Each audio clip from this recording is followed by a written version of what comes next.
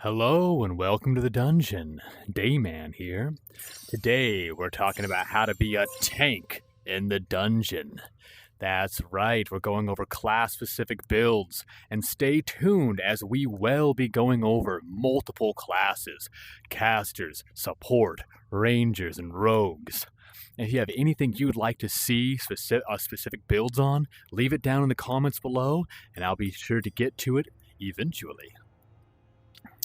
And if you want to see these builds in practice, stay tuned as I am working with some very cool people to bring that to you on this channel. To be a tank, what does it mean to be a tank? It means that you can mitigate damage, create space for your allies, and be a threat on the battlefield, dealing significant and meaningful damage. So, we're going to start looking at our exos. There are a few different options here. This is but one. Utilizing the Juggernaut perk for our legs, pairing that with the arms perk for knockback for shields, as well as the chest perk for armor. Armor reduces damage by 50%. And we'll talk about how that outpaces the vitality. As I know, the vitality is many of our favorite options, but it might not be the best for this build. And for our legs, we have stillness.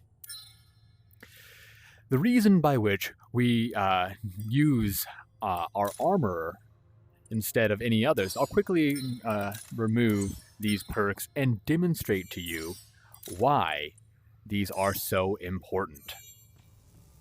Downstairs, I'll launch us an enemy who is really of no threat, correct?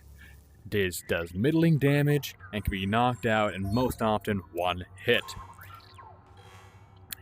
And I'll keep my eye on my ticker here so you can see just how much damage it does. 1, 2, 3, 4. Now, know this, you cannot go down in the outpost. Anyone who's told you differently was fibbing on you.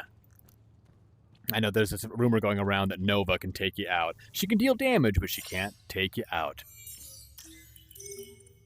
Make a few large hot potions.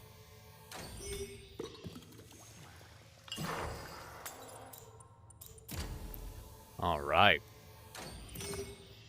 So, we just saw that by equipping none of the damage mitigation perks, that we can only survive 4 hits. What does that tell us? Armor is going to allow us to take how many? Potentially 8, correct? So, let's go and confirm these suspicions. Now, I've already run all this information, but I want to show it in real time. 1, 2, 3, 4, 5, 6, 7, 8. He hit me again even at 1% and I did not go down. So, does that really outpace vitality? Well, I'm telling you it does, but don't take my word for it. Let's watch it in practice. So, with no other perks in play except for vitality, this is the amount of damage that you are going to take. 2, 3, 4. I was able to survive 1 more hit as opposed to the armor's 3 additional hits. Oh, but maybe that's better with stillness. Don't worry, I want to instead show you how important it can be to keep that armor on with your stillness. This is a little bit of nitty-gritty. We're going to go into our weapons and how these things work here as soon as you get to see just how amazing armor with stillness is to play a tank. And if you are interested in the nitty-gritty, you've come to the right place as we go into detail here on this channel. 1, 2, 3, 4, 5, 6, 7, 8, 9, 10, 11, 12. Anywhere between 12 to 13 hits you can end up surviving with stillness and your armor on. Pretty amazing. So we have gotten a far greater survivability with armor and stillness on than we'd have with our vitality and stillness on. I don't want to take any more of your time discussing that, but I do know that these two paired together, as long as you're staying still in a fight, which might not seem like it's that important or that good of an option, but I'm telling you, when you see how this build works, you will know why I've come to this conclusion. For our loadout, Juggernaut is an option. You don't have to have Juggernaut, but if you are using a shield, what is not an option is having Absorb. Absorb is the ability to regain passive HP when your shield is hit. Whenever it blocks the damage, you get a chance of regaining health. Now, the size of your shield does matter. The Kite Shield is the best shield as it has the greatest coverage on your body. And if you don't know this, the shield is active even on your back. So the amount of distance it can cover on your body is good. Now, this one has a slightly better at taking those flanking shots for you, though I just enjoy the full body coverage of the Kite Shield. This one might, in fact, be better for taking those flanking blows for you, however. Now, if you don't believe me that shield works in your back, we'll demonstrate that once we talk about the rest of our loadout. Now, the Greatsword is going to be your best option for a tank. Now, there are other good options, but the Greatsword is the best because it has a built-in knockback. Unblockable in Vampire and Poisons is the sword that I prefer to use, despite its damage being somewhat middling. Poison. What it does is it can reduce the effectiveness of a horde. As I go in swinging with that unblockable strike, I can hit multiple targets with the chance of getting the poison to have them keel over at the hips and leave the fight, allowing me to create better distance. Unblockable allows me to guarantee I'm hitting as many targets as I can, and Vampire will allow me to stay in the fight longer. So pairing that with Absorb, Armor, and Stillness, I can start to get a far better chance of staying up in a fight than many other builds. Now, this is not the only option that you might want to look at. Here, I have a Criticals and Vampire with Fire. This is my favorite sword in the game.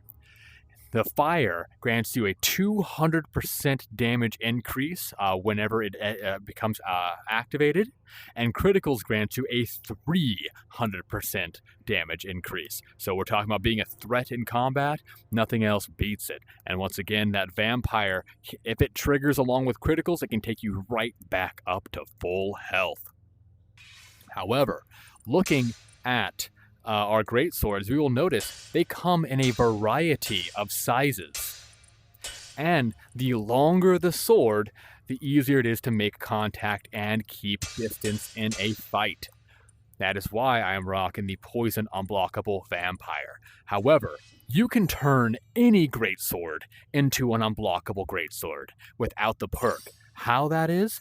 Most enemies keep a mid guard and they bring the weapon around their head to create a high guard. So if you take that weapon into two hands, it doesn't have to be two hands, but you go in from that south to north strike, that south to north strike will often hit their hitbox before it has a chance to activate their guard. And this will also, with two hands, send them flying into the air. With that in mind, let's look at our additional exos. Let's say you don't want to be running your shield with Juggernaut. In which case, I recommend running Power or running Criticals. Criticals is going to increase the damage output of your build significantly, but Power is always on, granting you a 50% for all weapons. Criticals goes very well if you saw that my critical greatsword is one I would typically pair with that. Now you might notice I am using some thrown weapons, so might isn't out of the picture. But because I'm using Greatsword and Shield, I use the knockback for my shield to get better distance so that I can follow up with my Greatsword. When I'm talking about follow-up damage, the other legs perk I recommend as opposed to haste would be your jump movement speed. It's a somewhat overlooked perk, and it's kind of a placeholder till you get haste is how most people look at it, and how in fact I used it. However, now that I have been experimenting with my exo builds, I have found that by going into that south-north of the jump, I can follow up with strikes, and if I have a knockback, I can then jump into that fight after the knockback and follow up while they are in the air, and then knocking them back to the floor. It takes a little bit of practice to get good with the Greatsword and doing such a thing, but with the movement jump perk, you will be able to get into that combo far easier. If you are going to be using the knockback perks on your Greatswords, as many of us want to do, if you are using the knockback Greatsword, right, knockback distance, then I would recommend just keeping haste as is, as it's going to help you chase down your enemies, but frankly is reducing your damage per second, and I would then prefer to keep an enemy close to me in a fight as opposed to knocking them so far away that they're irrelevant to me. But making space is important. And talking about making space, getting deeper into our loadout. Here we have my Explosions Axe. I recommend for a tank you have a thrown weapon such as an axe. Not only does it grant you range, but axes are the only side weapon that have explosions. The only other is spears on your back, and we want a greatsword on our back. So if you want to be a tank, take yourself an Explosions axe, as this one also has thrown damage, and if you've seen my videos, you know keeping a thrown weapon on your dominant hand is going to allow you to follow up those strikes much better. So, here, an Explosions, when that triggers, it pushes waves of enemies back, and one of our primary roles as a tank, as discussed, is creating space. Speaking of, we want to be controlling the pace of the battle. Hence why my hammer has slowing, as well as poison. Poison is one of those great things, as discussed with our greatsword, that can take an enemy out of the fight and keeping them at bay while you focus in on other targets. So once you get that particle effect visible on an enemy, don't just mindlessly attack. Think about what you're doing in the dungeon. See them over there? Okay, they're taken care of. I can start focusing on this guy now.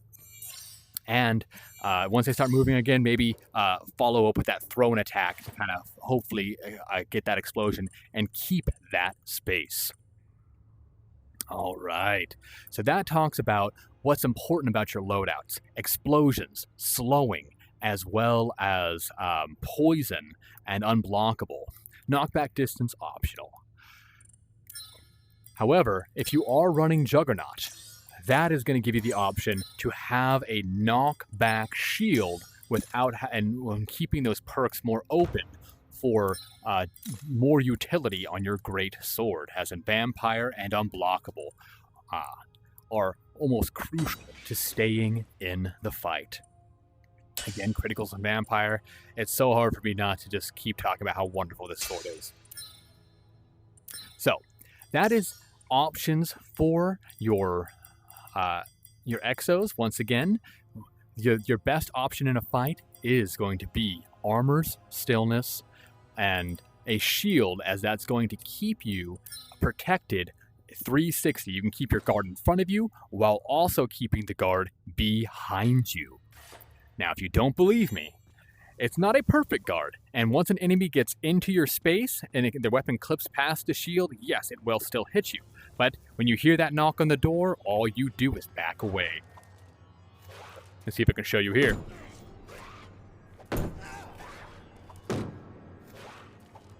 You hear those knocks while I still gain health? All I do is kind of inch to keep that distance going. It's not always going to trigger. There you go. There's one where it triggers, two where it triggers. So, as mentioned, it can get around your guard, and that is why that big circle shield, not the little circle shield, the big circle shield might be slightly better to get those side winding attacks. And up until I got this shield was the one that I was using, as I did find it protects against more common attacks, though this grants a better body coverage with the front guard. So if you want to keep your shield on your back, I would recommend this one, as it does a slightly better job at dealing with the skeletal attacks that come around your flank. Once again, keeping that shield with an absorb perk.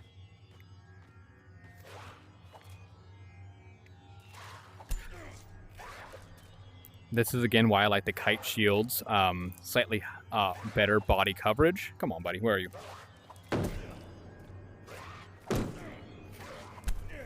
Again, kite shield is superior in body coverage, as we just saw. Even though this is a larger shield, he was hitting me in the top of the head and being able to get to my shoulders, which he's not able to do when I have my kite shield. That is why I have changed my build, even though it doesn't have as much pretty things going on.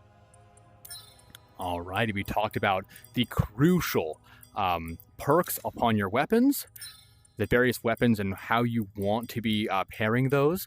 Now, slowing and explosions. These are the only side weapons that will be granting those to you. So that is why I keep these with my tank build. It might take time for you to find a slowing maul or an explosions axe, but once you do, they are what's going to keep that tank build going for you.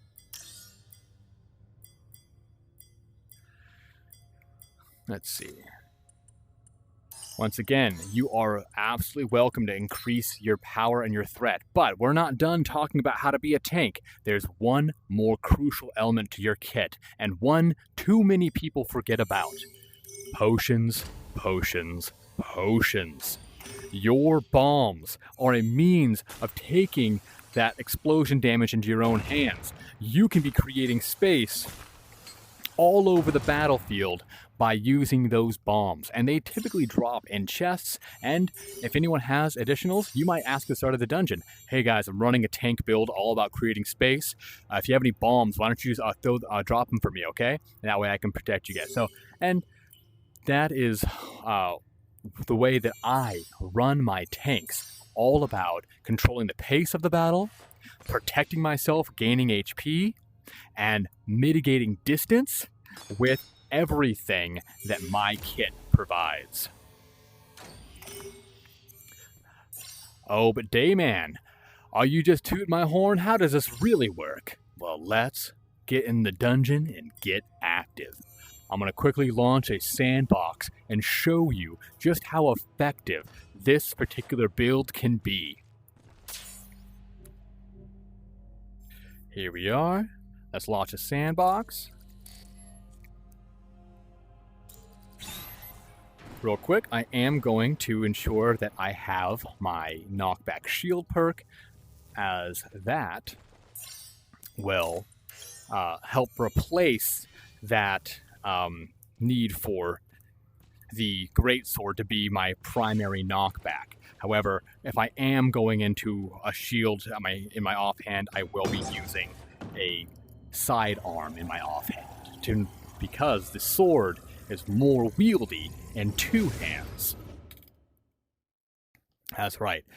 So not only does is it more effective in two hands, but it also allows that knockback perk to be active. Launch some impy boys. I'm going to be launching imps. Did that work? I don't think I got them all. I'm going to be launching... Oh, yeah, it's there. I'm going to be launching imps because they have a great ability to stay on your person and are one of the main things that you want to be. So I'm going to start by getting eyes on my enemies, trying to figure out where they all are. All right, already throwing. Keeping distance. Once I have them on me, create space, get in. So now I have some options here.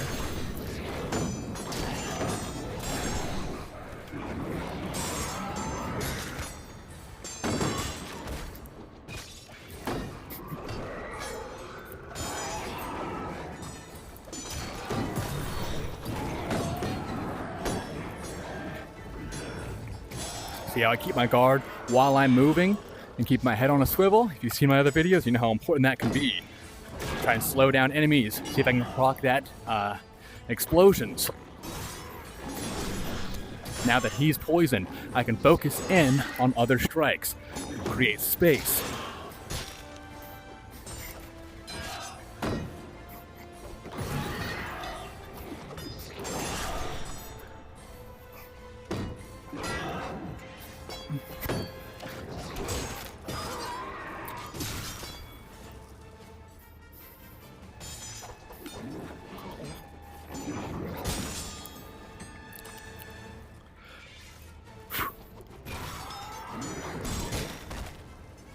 Right.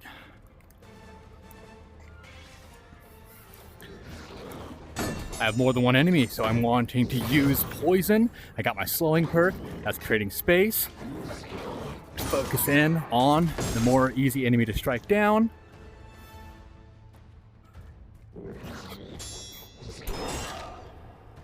Beautiful.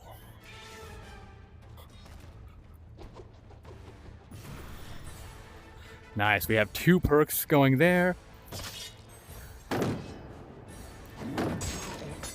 Follow up with those big knockbacks. And like that, we can see just how effective it is at creating space in an encounter. Woo! Always so much fun, this tank build. And because I had so many passive healing, and the ability to heal with my sword and my shield, and being able to kind of wait for enemies to move toward me, I was able to activate a little bit more of my stillness. So you do want to stay active in a fight, but if I was in a pinch, I can simply hold myself into a guard and get that passive healing going. And if you need to, drop a bomb at your feet, create that space, and give yourself the chance to get that stillness to activate. Alrighty, with that, we have covered all the best practices on how to be a tank in the dungeon. Stay tuned, as we will be covering multiple classes on this channel, and once we've covered them all, we're going to be building a party and running a dungeon with all of these classes in mind. Until next time, remember to wash your face and disinfect your face mask. Dayman out. Peace.